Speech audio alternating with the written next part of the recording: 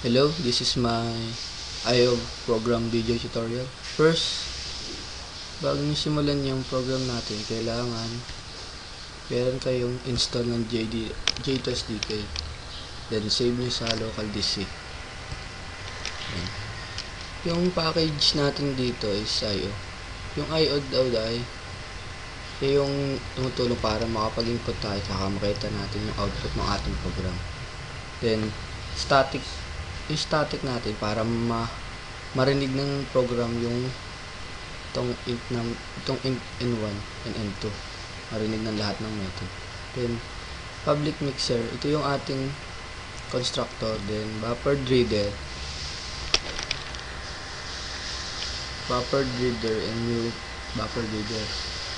Ang mangyayari dito, yung buffered reader daw gagawa siya ng bagong buffered reader object. Then system.in, yung system.in para pumasok yung para yung system niya pumunta dito sa default stream reader natin.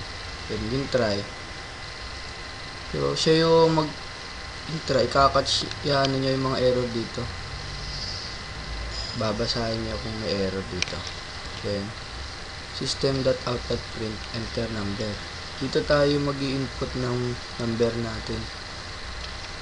And n1 integers.parse.int, int read line. So pag itong int read line wala, langgan natin, dito mariread ng ating buffered reader, saka hindi rin itong mag-i-input.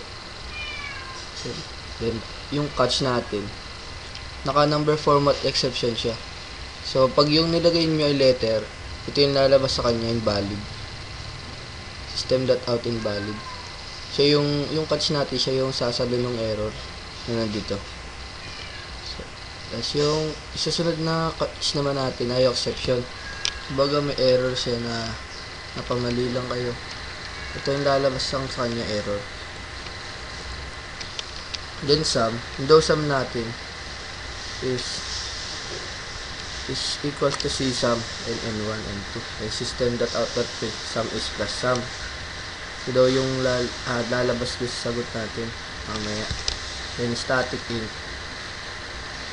csum. Yung n1 natin, ito yung magiging niya, variable lang niya. Then ito yun naman yung sa n2 ito. Then yung int z natin daw, ang equals niya ay x plus y. Then return z. Yung daw z, mapupunta siya dun sa sum. Then yung public static void main. Yung string args natin dito, siya yung maghahawak ng mga optional argument na pumapasok doon sa ating class. Then new mixer. Ngayon, ang gagawin naman natin, itatry natin i-run yung program. Then yung cd desktop,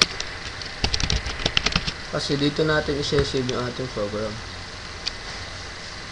Then desktop, talagyan nyo siya ng java.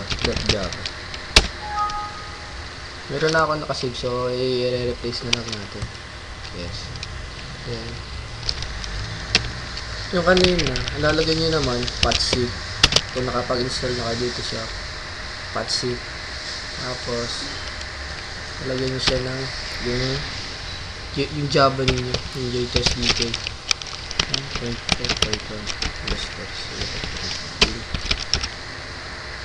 Okay. Tapos yung javac natin, nandito siya sa, nakapaloob siya sa JTOSDK natin. Ito. Nandito siya. Ito, para ma-read ng JTOSDK natin yung java. So, nalagay nyo na yung pangalan ng yung program mixer 1.java. Then, wala siyang error. So, tutuloy lang na lang natin sa next step. Java mixer 1. Ito yung enter number daw. So, enter tayo ay 12. Sumunod, enter number again dito sa menu.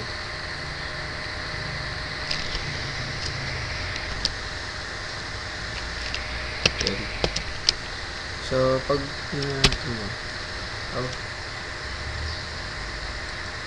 meron tayo palang, may mali tayo.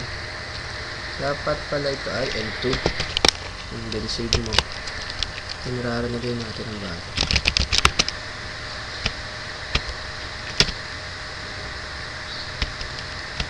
N12 ba yun?